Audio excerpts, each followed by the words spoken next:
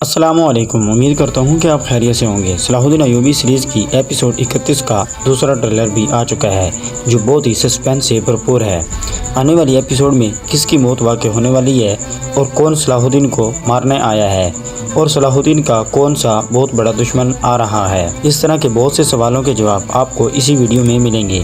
تو please channel کو subscribe کرنا مت بھولیں اور ویڈیو کو آخر تک ضرور دیکھیں اور ویڈیو کو لائک کر دیں۔ ایپیسوڈ 31 کے پہلے ٹریلر میں دکھایا گیا ہے کہ لارڈ گائے کہتا ہے کہ چیتالان کا باہر آنا ہمارے لیے بہت اہم ہے، اور چیتالان دراصل ایک تاریخی کردار ہے جو صلاح الدین کے خاص دشمنوں میں سے ایک ہوگا۔ چیتالان کو شروع میں قید میں رکھا جائے گا اور پھر بادشاہ مارلک اس کو رہا کروا کر اس کی ڈور اپنے ہاتھ میں لے گا، اور اس طرح چیتالان بادشاہ مارلک کے حکم پر کام کرے گا، اور یہ ویلن چیتالان صلاح الدین کو کافی مشکلات سے دوچار کرے گا۔ ٹریلر 2 کے شروع میں ہی صلاح الدین اسی چرچ میں ہوتا ہے جہاں پر شمسا کونت کے بھیجے ہوئے پیغام رساں سے بات کر رہی ہوتی ہے، اور پیچھے سے وہی آدمی جو صلاح الدین کو چرچ میں آنے کا کہتا ہے، وہی آدمی صلاح الدین کو گلے میں رسا باندھ کر مارنے کی کوشش کرتا ہے۔ اصل میں اس بندے نے سونا لیا ہوتا ہے تاجر جمشید سے، اسی لیے، اور صلاح الدین اس بندے کو مار دیتا ہے۔ اور دوسری طرف مائلز کی بیوی مائلز کی قبر پر آ کر قسم کھاتی ہے کہ اے عظیم عیسیٰ، گواہ رہنا، میں صلاح الدین سے انتقام لے کر رہوں گی۔ اور دوسری طرف سلطان نور الدین ملک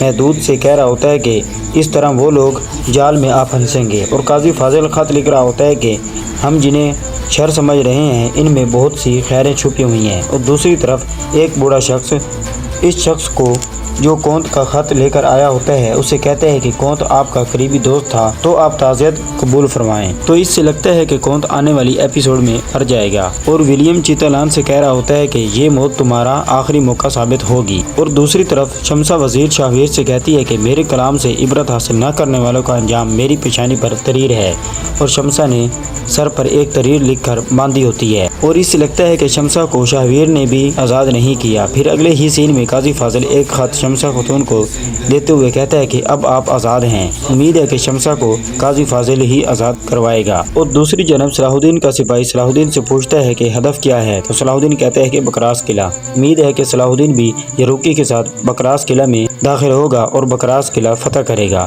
وہ بادشاہ مارلک چیتالان کو دھمکا کر کہتا ہے کہ حالات خراب ہوئے تو تمہیں تمہارے ہاتھوں مرنے والے بچوں کے والدین کے حوالے کر دیا جائے گا۔ اور لارڈ گائے ولیم سے کہتا ہے کہ اہل قدس کے پاس ابھی میری بہت سی اہم چیزیں باقی ہیں۔ اور گور نامی بندہ وزیر شاہویر سے کہتا ہے کہ صلاح الدین سونے کے پیچھے لگ گیا ہے، اور شیرکو کے پاس صلاح الدین کی بکراس قلعہ کی طرف جانے کا پیغام پہنچتا ہے، اور شیرکو کہتا ہے کہ یروکی اپنے لشکر کے ساتھ بکراس قلعہ پر حملہ کے لیے روانہ ہو چکا ہے، اور امیر صلاح الدین کو بکراس قلعہ کی خفیہ راستے میں جاتے ہوئے دکھایا جاتا ہے۔ اس طرح ٹریلر کا اختتام ہوتا ہے۔ امید ہے کہ آپ کو یہ ویڈیو بہت پسند آئی ہوگی، تو پلیز چینل کو سبسکرائب کرنا مت بھولیے گا۔ آپ کا شکریہ۔